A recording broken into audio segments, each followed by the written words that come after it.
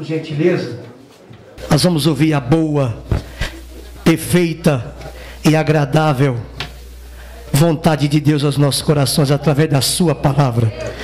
Amém, meus irmãos? Amém. Os irmãos recebem o reverendo com a linda salva de palmas. Vamos lá? Por gentileza, pastor. Podem assentar, meus irmãos, por gentileza. É um privilégio estar aqui com vocês hoje para partilhar a preciosa palavra de Deus. Obrigado, pastor Sérgio, pelo seu carinho, senhor prefeito, senhor vereador, irmãos queridos e irmãs. Abram comigo a sua Bíblia, por favor.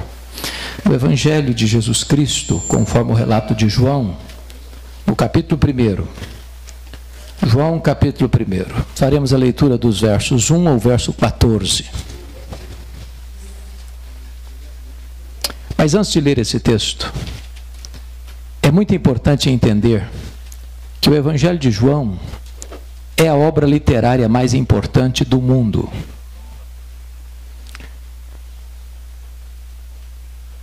Este livro é único na história do que tange a publicação. É o livro mais vertido para outros idiomas de toda a literatura mundial. Esse livro já foi vertido e publicado de tal forma que já tem mais de 4 bilhões de exemplares distribuídos no mundo. Nada é parecido com isso. O Evangelho de João foi escrito no final do 1º século, quando os outros evangelhos já circulavam na igreja cristã há mais de 20 anos. O Evangelho de João foi escrito quando os demais apóstolos, todos já estavam mortos, e mortos pelo viés do martírio. O Evangelho de João foi escrito para combater uma heresia terrível que surge no final do 1º século e quase devasta a igreja até o 3º século, chamada de gnosticismo, que era uma espécie de concubinato entre a fé judaica e a filosofia grega. Acho que vocês sabem que os gregos acreditavam na imortalidade da alma, mas os gregos não acreditavam na ressurreição do corpo, por causa do chamado dualismo grego. Para eles, a matéria era essencialmente má e o espírito era essencialmente bom. Por causa disso, os gregos não acreditavam em 3 doutrinas essenciais do cristianismo: a criação, a encarnação e a ressurreição. Então, no final do 1º século, já se começava a negar a divindade de Cristo, porque na cabeça dos gregos era assim: se Jesus tinha um corpo físico, e ele tinha, e se para eles a matéria era essencialmente má, então não podia ser essencialmente bom. Se ele não podia ser essencialmente bom, ele não podia ser Deus. Logo começavam a negar a divindade de Cristo. Então João escreve este evangelho, e ele diz isso no capítulo 20, 31, que ele escreveu este evangelho com um propósito: defender uma tese. Qual tese? É que Jesus Cristo é verdadeiramente Deus, sem deixar de ser verdadeiramente homem. Ele não deixou de ser Deus ao se encarnar, e ele não deixou de ser homem ao retornar para o céu como Deus. Então é com este pano de fundo que eu preciso que você acompanhe comigo a leitura desse texto. É como se João estivesse abrindo as cortinas da história, acendendo as luzes no palco da história e revelando para nós o nosso glorioso Redentor. E ele nos apresenta Jesus assim: no princípio era o Verbo, e o Verbo estava com Deus, e o Verbo era Deus.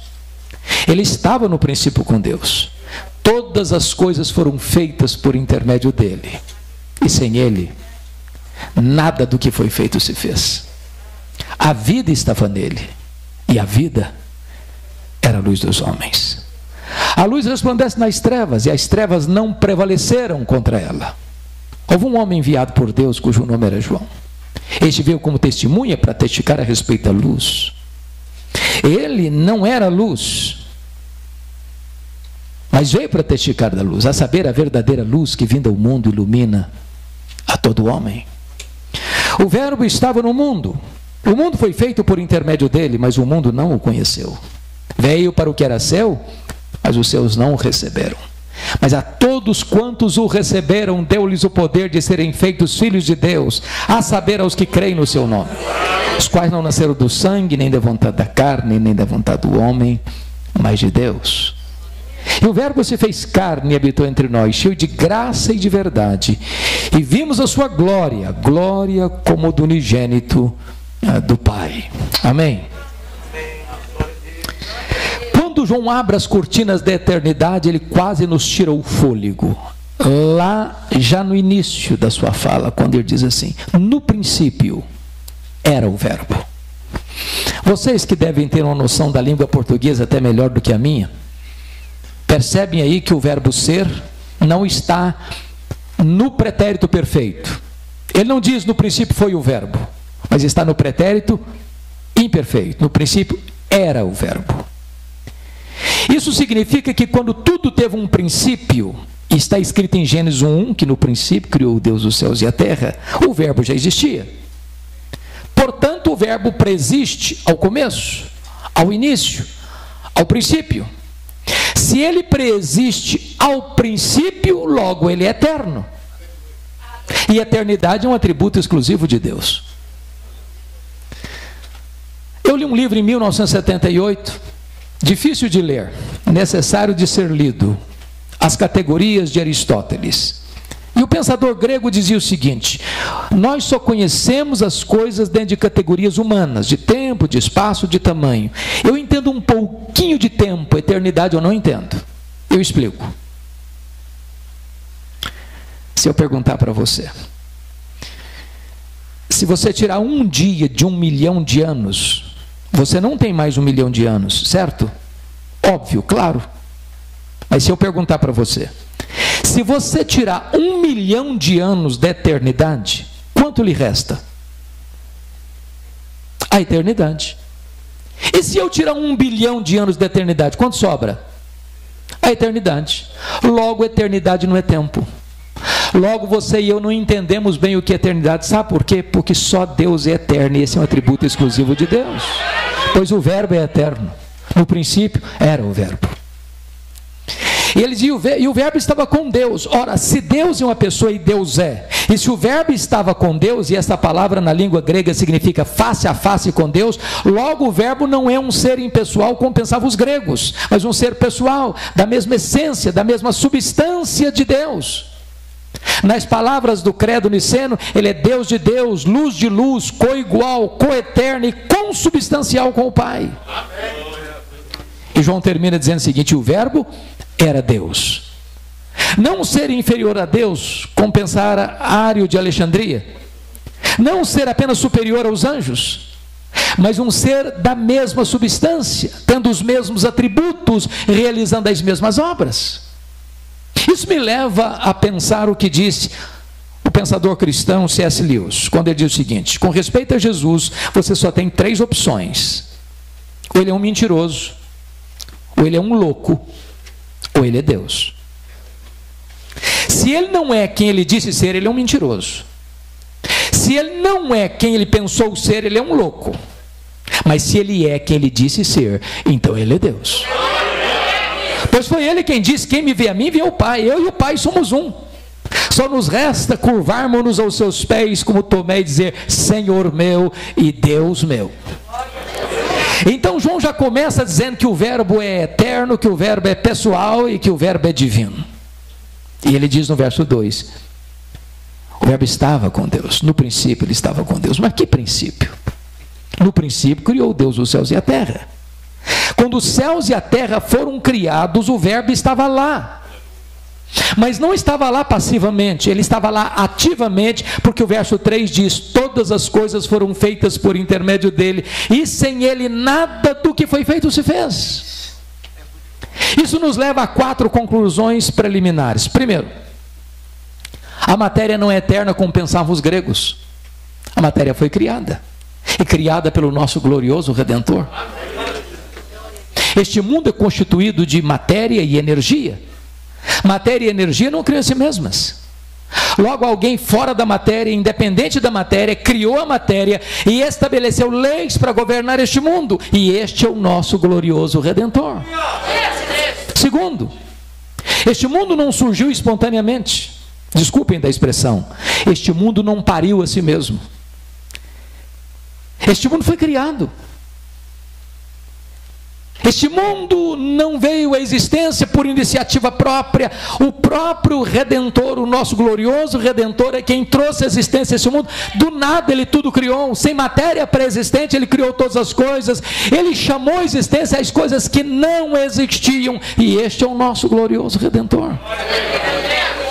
Terceiro, este mundo não é resultado de uma mega explosão cósmica. A teoria do Big Bang não está ancorado na verdade. Sabem por quê? O caos não produz o cosmos. A desordem não produz a ordem. Seria mais fácil eu acreditar que se eu jogasse para o espaço 1 bilhão de letras, elas caíssem como uma grande enciclopédia, do que eu acreditar que uma mega explosão produziu esse universo tão vasto, tão insondável, com leis tão precisas, com movimentos tão harmônicos. Seria mais fácil eu acreditar que um rato correndo atabalhoadamente no teclado de um piano tocasse Serenata ao Luar. Irmãos, pensem comigo. Nós vivemos no planeta Terra. É claro que não foi uma explosão que nos deixou aqui. Porque se nós estivéssemos mais perto do Sol, nós morreríamos queimados. Se nós estivéssemos mais longe do Sol, nós morreríamos congelados. Não foi uma explosão que nos deixou aqui, foram as mãos do nosso glorioso Redentor. Pensem comigo no nosso satélite, a Lua. Vocês sabem que a Lua é a faxineira do planeta Terra. Não houver a Lua, não haveria vida no planeta. Não houver as marés dos oceanos provocadas pelas fases da Lua, e as nossas praias se encheriam de lixo e a vida seria impossível no nosso planeta. Não foi um acaso que deixou a Lua na sua órbita, foram as mãos do nosso glorioso Redentor. Todas as coisas foram feitas por intermédio dele, e sem ele nada do que foi feito se fez. Quarto lugar, quarta conclusão preliminar: este mundo não é resultado de uma evolução de milhões e milhões de anos. Vocês bem sabem que em 1859, exatamente há 161 anos, Charles Darwin publicava o seu livro A Origem das Espécies em Londres, na Inglaterra. No dia da publicação esgota-se a primeira edição. Esse livro tem mais de 800 verbos no futuro do subjuntivo: suponhamos, suponhamos, suponhamos, suponhamos. Mas de lá para cá, a chamada teoria da evolução tem sido ensinada em escolas desde a fase mais inicial até um pós-doutorado, como se fosse uma verdade científica. Falta-lhe, entretanto, a evidência das provas. Que o mundo foi criado, a ciência prova. O que nós cremos pela fé é que este mundo que foi criado pelo nosso glorioso Redentor. É muito importante nós sabermos quão grande é o nosso glorioso Redentor. Quando eu vou para Isaías 40, ele está falando do Messias, no Isaías 40. Ele diz que este é aquele que mediu as águas na concha da sua mão. Pense comigo no Pacífico, no Atlântico, no Índico, no Mediterrâneo, nos mares, nos rios. Pois ele mediu as águas na concha da sua mão. Vá aqui no Atlântico um dia com um baldinho, tente esvaziá-lo. Veja quanto tempo você vai levar. Ele é aquele que pesa o pó das montanhas em balança de precisão, como se estivesse medindo partículas de ouro. Este é aquele que mede os céus a palmos. Este é aquele que espalha as estrelas no firmamento, e quando as chama pelo nome, nenhuma delas vinha a faltar, pois este é o seu glorioso Redentor. Agora pergunte a um astrônomo, por mais robusto que seja o seu conhecimento, por mais peregrina que seja a sua inteligência, qual é o tamanho do universo que ele mediu a palmos? Pergunte. Sabe qual é a resposta dele, se ele for honesto? Eu não sei. Mas quando ele diz eu não sei, ele não está confessando uma ignorância absoluta, não. Ele está dizendo que nenhum homem é capaz de afirmar categórica e insofismavelmente qual é o exato tamanho do universo. O que os cientistas já sabem e afirmam é que o nosso universo tem mais de 93 bilhões bilhões de anos-luz de diâmetro. O que significa isso? Significa que se você voar à velocidade da luz, 300 mil quilômetros por segundo, nessa velocidade, você demoraria mais de 93 bilhões de anos para ir de uma extremidade à outra do universo. Pois o nosso glorioso Redentor criou tudo isso, é maior do que tudo isso, não há um centímetro desse universo onde eu não possa, isso aqui é meu, eu criei isso aqui, sou dono disso aqui, e sou Senhor sobre isso aqui, pois este é o seu glorioso Redentor. Pergunte a um astrônomo quantas estrelas existem. Sabe qual é a resposta dele? Eu não sei.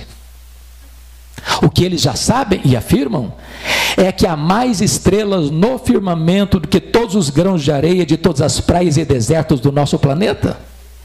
Aonde é a praia? Enche a coxa da sua mão de areia, leve para casa, bote numa tábua de vidro e conte quantos grãos de areia você consegue botar na coxa da sua mão.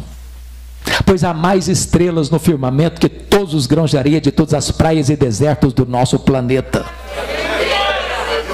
Mas preste bem atenção. Ele não apenas criou todas elas, ele batizou cada uma delas pelo nome. E por ser forte em força e grande em poder, quando a chama pelo nome, nenhuma delas vem a faltar, pois este é o nosso glorioso Redentor. Mas agora nós não estamos mais pasmos com o macro-universo. Do século XX para cá, nós estamos espantados com o micro-universo. Com o micro-universo. Eu não vou arrancá-la. Mas se fosse uma folha que cresce, eu diria para você que se eu arrancasse uma folha é tão complexa, senhor prefeito, como a cidade de Guarulhos. Uma folha que você colhe no seu quintal. Se você chegar em casa hoje, pega um ovo na geladeira e quebrá-lo numa frigideira, aquela gema de ovo é mais complexa de qualquer máquina que o homem jamais inventou. O Dr. John Wilson, catedrático de Harvard, um dos maiores oftalmólogos do mundo, diz que você e eu temos mais de 10 milhões de fios duplos encapados em cada um dos nossos olhos. Se não for assim, haveria um curto-circuito e nós ficaríamos cegos. Dr. Marshall Nirenberg, prêmio Nobel de Biologia, fez uma das mais fantásticas descobertas no século passado. Ele descobriu que nós somos um ser programado geneticamente. Ele descobriu que você e eu temos mais de 60 trilhões de células vivas no nosso corpo. Descobriu mais, que em cada uma dessas células nós temos 1,70 m de fita DNA, onde estão gravados e computadorizados todos os nossos dados genéticos, a cor dos nossos olhos, a cor da nossa pele, o nosso temperamento. Se você espichar a fita DNA do seu corpo, você tem 102 trilhões de metros de fita DNA no seu corpo, você tem 102 bilhões de quilômetros de fita DNA no seu corpo, que daria para dar diversas voltas no sistema planetário. O Dr. Lowe vai afirmar mais tarde que códigos de vida não se originam espontaneamente, códigos de vida não se originam de uma explosão cósmica, códigos de vida não se originam de uma evolução de milhões e milhões de anos, códigos de vida foram plantados em você pelo Deus Todo-Poderoso, Criador dos céus e da terra, e este é o nosso glorioso Redentor. Todas as coisas foram feitas por intermédio dele, e sem ele nada do que foi feito se fez. Quando você vai para o verso 4, João quase nos tira o fôlego de novo. Quando ele diz, a vida estava nele e a vida era a luz dos homens. O que significa isso? Significa que tudo que existe, existe porque recebeu vida dele. Ele, Deus, é o único ser autoexistente. Alguém pergunta, mas quem criou Deus? Resposta, ninguém, ele não foi criado, ele é o Criador. Alguém pergunta, mas quando ele passou a existir? Não passou a existir. Ele é eterno. Anjos, homens, animais, o universo, enfim, só tem vida porque recebeu vida dele. Então, se você está aqui hoje, saiba disso, você está aqui porque ele deu vida a você. Paulo prega pega na capital intelectual do mundo, a cidade de Atenas, e diz: nele vivemos, nos movemos e existimos. Ele quem nos dá a vida, a respiração e tudo mais. Bom, se Jesus é tudo isso mesmo, e Ele é, então você e eu não podemos ficar neutros em relação a Ele. Hoje você precisa tomar uma decisão em relação a Ele. Valho-me do livro A Ética da Decisão, quando o autor disse o seguinte: você é como um cidadão dentro de uma canoa, rio abaixo, à beira de um abismo. Numa situação semelhante, você só não pode fazer uma coisa: ficar sem tomar uma decisão. Você é escravo da sua liberdade. Você tem que decidir. Você pode pular da canoa e nadar até a margem. Você pode remar e ancorar a canoa num lugar seguro. Ou você pode ficar dentro da canoa pensando que não tem abismo e se arrebentar quando a canoa cair lá embaixo. Só uma coisa você não pode deixar de fazer: é tomar uma decisão. Talvez você veja aqui e diga o seguinte: bom, eu estou aqui, mas eu não quero tomar decisão nenhuma. Bom, você pode dizer: eu estou indeciso. Mas eu quero dizer para você que a indecisão é uma decisão. A indecisão é a decisão de não decidir. E com respeito a Jesus, ele diz: quem não é por mim, é contra mim. Quem comigo não ajunta, espalha. É por isso que a partir de agora, do verso 6, o texto vai nos apresentar 3 reações a Jesus. A primeira dela, dos versos 6 a 9, a reação ou a decisão de João Batista, que resolveu dar a ele toda a glória. Pense comigo em João Batista, o precursor. Ele está pregando no deserto da Judéia. As multidões fluem das vilas, das aldeias, das cidades para o deserto para ouvi-lo. Lá estão os fariseus, lá estão os saduceus, lá estão os soldados, lá estão os coletores de impostos, e a multidão está chegando e ele está pregando batismo de arrependimento para remissão de pecados. Quando de repente, do meio da multidão, surge um bochicho, com voz aveludada, tentadora, sedutora, que vai beijar os ouvidos de João Batista com uma pergunta muito perigosa. E a pergunta foi esta: porventura, tu não és o Cristo? Olha o perigo aí. Ou a tentativa de colocar um homem no pedestal aí. Ou a tentativa de exaltar um homem aí. Pensem comigo, se João Batista tivesse engolido essa isca venenosa, ele podia até pensar: bom, na verdade, se eu me declarar Messias, o povo já tem do meu lado. Olha essa multidão toda aí. Ele poderia pensar: eu sou um sucesso, eu sou um fenômeno. Mas ele não engoliu a isca. Ele respondeu categoricamente: eu não sou o Messias. Eu não sou o verbo, eu sou apenas uma voz que clama no deserto. Eu não sou a luz, eu vim para testificar da luz, a saber, a verdadeira luz que vinda ao mundo ilumina todo homem. Eu não sou o noivo, eu sou apenas um amigo do noivo. Eu batizo com água, mas aquele que vem depois de mim é mais poderoso que eu, e ele vos batizará com o Espírito Santo e com fogo. Eu tenho um lema de vida, eu aponto para ele e digo: eis o Cordeiro de Deus que tira o pecado do mundo. Convém que ele cresça e que eu diminua. Eu não sou nem digno de curvar-me, desatar as correias das suas sandálias. O que João está nos mostrando é o seguinte: toda a glória só pertence a Jesus, e ele não divide a sua glória com ninguém. Mas em seguida, você tem a segunda decisão. Versos 10 e 11. A rejeição do Messias. Olha o que está escrito: o verbo estava no mundo, o mundo foi feito por intermédio dele, mas o mundo não o conheceu. Sabe o que me encanta na Bíblia? Num único versículo, a palavra mundo aparece 3 vezes. E no grego é a mesma palavra: cosmos, cosmos, cosmos. Mas cada vez tem um significado diferente. O verbo estava no mundo. Que mundo? Mundo geográfico. O mundo foi feito por intermédio dele. Que mundo?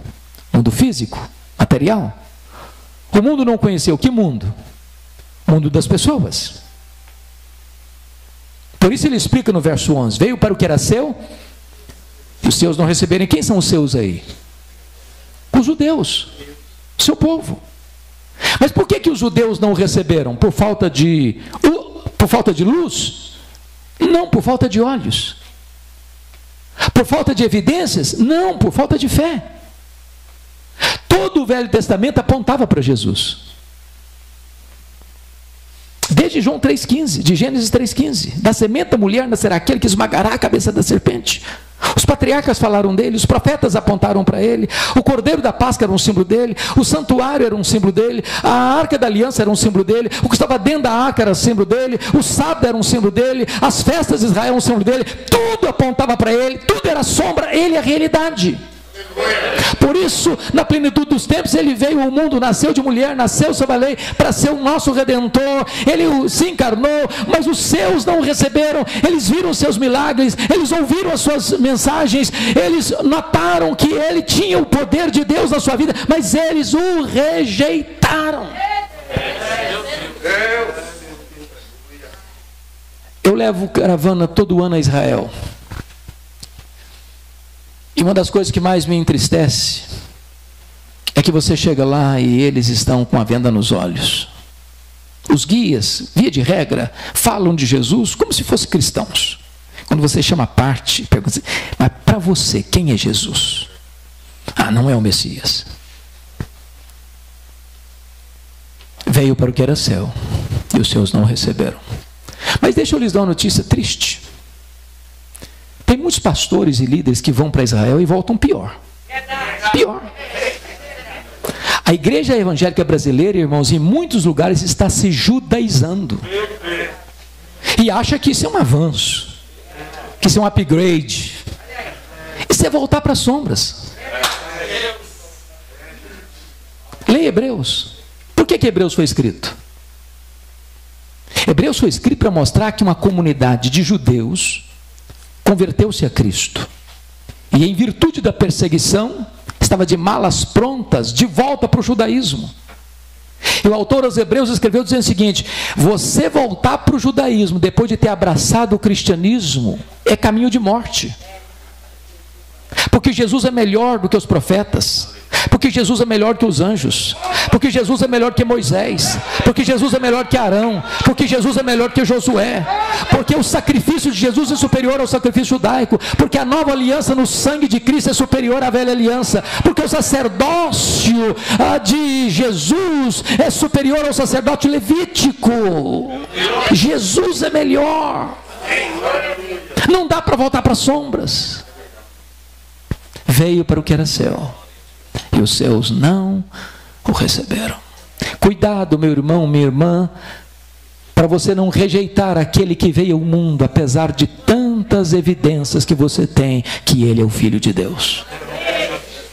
Mas notem comigo a terceira decisão. Versículos 12 e 13. A aceitação do verbo. Aqui no verso 12 está a conjunção adversativa mais importante deste evangelho. Mas, preste atenção no mais. Ao ler a sua Bíblia, muita atenção para mais, porém, entretanto, todavia, entrementes, porque está contrastando o que disse antes com o que vai dizer agora. Em virtude da rejeição de Israel, está escrito: mas a todos quantos o receberam, deu-lhes o poder de serem feitos filhos de Deus. A pergunta é: todos quantos? Todos quem? E a resposta é: todos judeus, todos gentios, todos ricos, todos pobres, todos doutores, todos analfabetos, todos religiosos, todos não religiosos, todos brancos, todos amarelos, todos pardos, todos negros, todos daqui, todos dali, todos dalém. Não importa de onde você vem, não importa para onde você vai, se você receber Jesus, você é feito filho de Deus. Fica evidente, portanto, que nem todos são filhos de Deus. Ser filho de Deus não é coisa natural. Alguém diz assim: ser filho de Deus, claro, eu nasci num país cristão. Ser filho de Deus, claro, eu tenho pais cristãos. Ser filho de Deus, é claro, eu frequento a igreja cristã. Outro diz: ser filho de Deus, claro, eu sou filho do pastor da igreja. A minha mãe até dirige o círculo de oração da igreja. Ter um pai pastor deve ser bom, né? Ter uma mãe de oração, com certeza. Mas isso não faz de você filho de Deus. Ser filho de Deus, claro, eu sou um calvinista. Não, eu sou filho de Deus, sou um arminiano. Ser calvinista ou ser arminiano pode ser coisa boa para você, mas isso não faz de você um filho de Deus, não. Você é filho de Deus, claro, sou Assembleia de Deus, desde que eu nasci, é uma bênção ser Assembleia de Deus, mas isso não faz de você filho de Deus, não. Para ser filho de Deus, você tem que nascer de novo. Se alguém não nascer de novo, não pode vir o reino de Deus. Se alguém não nascer da água e do Espírito, não pode entrar no reino de Deus. Ser filho de Deus é a coisa mais revolucionária que pode acontecer na sua vida. É você ser arrancado da potestade de Satanás para Deus. É você ser tirado do império das trevas para o reino da luz. É você sair dali da escravidão para a liberdade, das trevas para a luz, da morte para a vida. Agora, nós não podemos ficar confusos sobre o que é ser filho de Deus, por isso João explica no versículo 13. Primeiro, os quais não nasceram do sangue, nem da vontade da carne, nem da vontade do homem, mas de Deus. O que significa isso? Primeiro, os quais não nasceram do sangue, significa que ser filho de Deus não é hereditário. Tem um ditado popular que diz assim: filho de peixe, peixinho é. Mas não é verdade que ser filho de crente, crentinho é. Ninguém entra no céu por procuração. Ninguém entra no céu por atacado. Ninguém entra de carona no céu. Para você entrar no céu, você precisa nascer não do sangue, mas do Espírito. Nascer de novo. Segundo, os quais não nasceram do sangue, nem da vontade, preste bem atenção, nem da vontade da carne. O que significa isso? Significa que ninguém pode se autoproclamar filho de Deus. Pense comigo na seguinte cena: feriado, paulistano gosta de sair, né? Para praia, para montanha, para qualquer lugar. Aí você chega naquele dia gostoso, num ambiente gostoso, aquela relva verde, farfalhante, o arvoredo, com as suas cabeleiras esvoaçando-se pelo vento, os pássaros cantando, as flores mimosas, as borboletas voando, e você deitado numa rede, num lugar bem gostoso, e você começa a pensar, falei, que coisa linda, que coisa maravilhosa. Você quer saber de uma coisa? A partir de hoje eu me faço filho de Deus. Bonito, não? Mas impossível. Impossível. Só o próprio Deus pode fazer de você seu filho. Não é se você é bonito ou feio, se você é grande ou pequeno, se você é rico ou pobre, se você mora numa casa pequena ou numa mansão. A única condição para você ser filho de Deus é receber Jesus Cristo como seu Salvador. Agora ele termina dizendo o seguinte: os quais não nasceram da vontade nem da vontade do homem. A ideia aqui é a seguinte: nenhum ser humano tem competência para dizer para você, seja filho de Deus.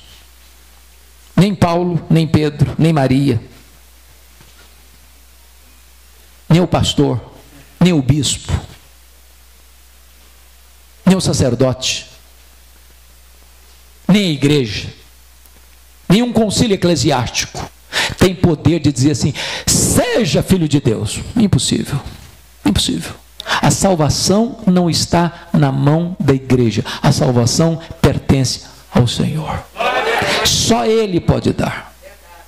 E Ele só dá, e dá a todos quantos receberam o seu Filho, Jesus Cristo, como Salvador e Senhor. Agora João vai nos levar para o versículo 14, para fechar essa questão. Vai nos trazer um mistério sublime.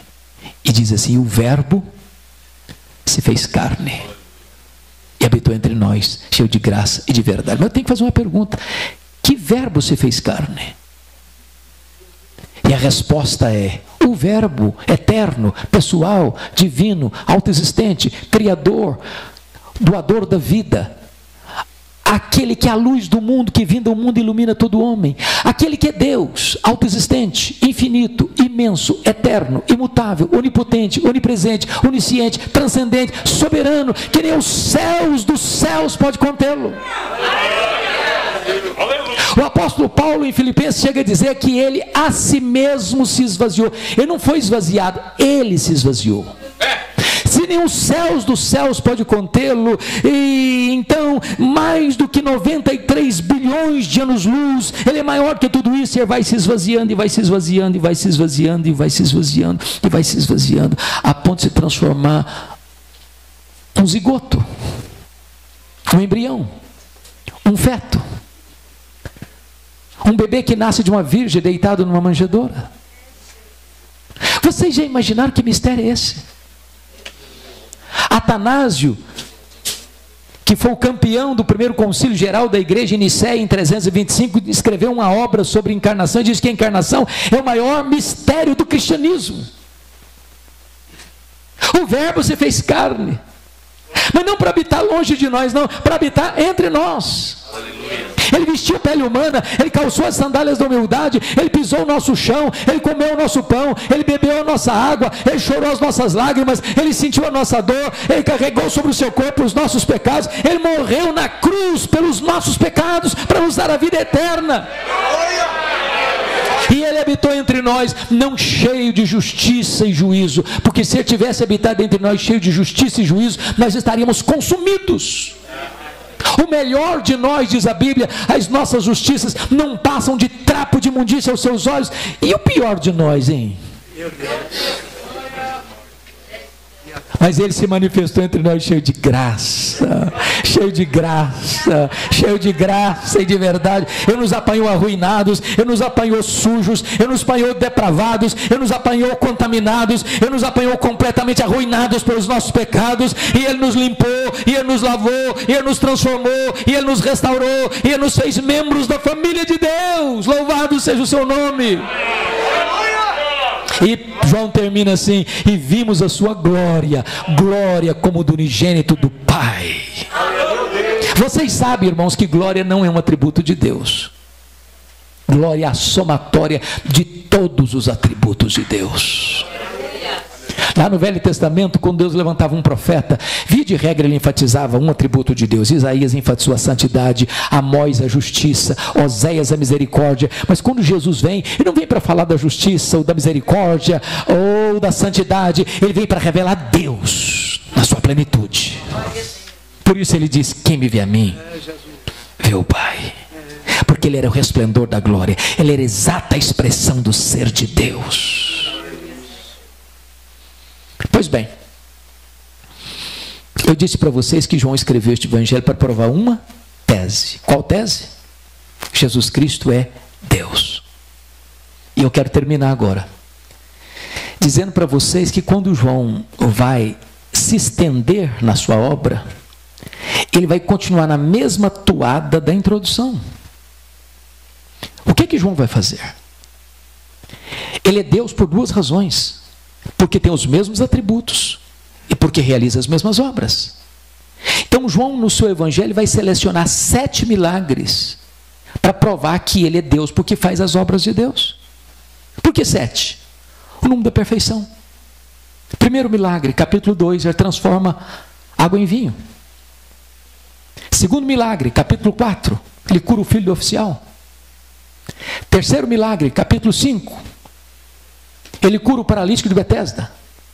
Quarto milagre, capítulo 6, ele multiplica pães e peixes. Quinto milagre, capítulo 6, ele anda sobre o mar. Sexto milagre, capítulo 9, ele cura um cego de nascença. Sétimo milagre, capítulo 11, ele ressuscita Lázaro. Se ele faz as obras de Deus, logo ele é Deus. Mas João vai provar que Jesus é Deus, porque tem os mesmos atributos de Deus. Sabe o que ele vai fazer? Ele vai pegar um texto da palavra de Jesus, lá em João 8,58. Antes que Abraão existisse, eu sou. Eu sou, é o nome Yahvé, é o nome Javé, é o nome de Deus. Algumas versões trazem Jeová. Todos vocês devem saber que Jeová não é propriamente um nome. Jeová é a conjunção de dois nomes.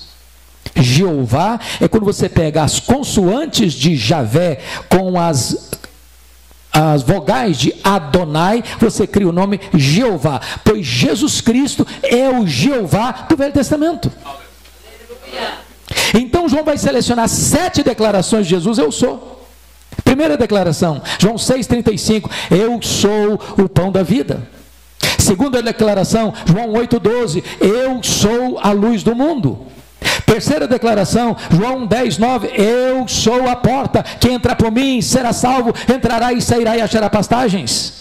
Quarta declaração, João 10,11, eu sou o bom pastor dá a vida pelas suas ovelhas. Quinta declaração, João 11,25, eu sou a ressurreição e a vida. Sexta declaração, João 14,6, eu sou o caminho e a verdade e a vida, e ninguém vem ao Pai senão por mim. Sétima declaração, João 15,1, eu sou a videira verdadeira e o meu Pai é o agricultor. Se ele tem os mesmos atributos de Deus, logo ele é Deus.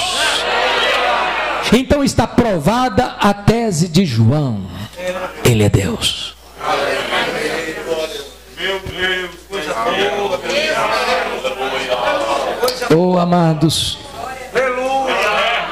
Glória. eu espero em nome de Jesus que você, cada um aqui, possa conhecer e prosseguir em conhecer o nosso glorioso Redentor. Nós não temos outro assunto, nós não temos outro tema, nós não temos outra mensagem. Precisamos conhecê-lo, porque você não pode amar quem você não conhece. Quanto maior ele for para você, menor você será diante dos seus olhos, e mais você vai se curvar diante dos seus pés. A ele a honra, a ele a glória, a ele o domínio, a ele o poder, a ele a exaltação agora e pelos séculos eternos. Amém.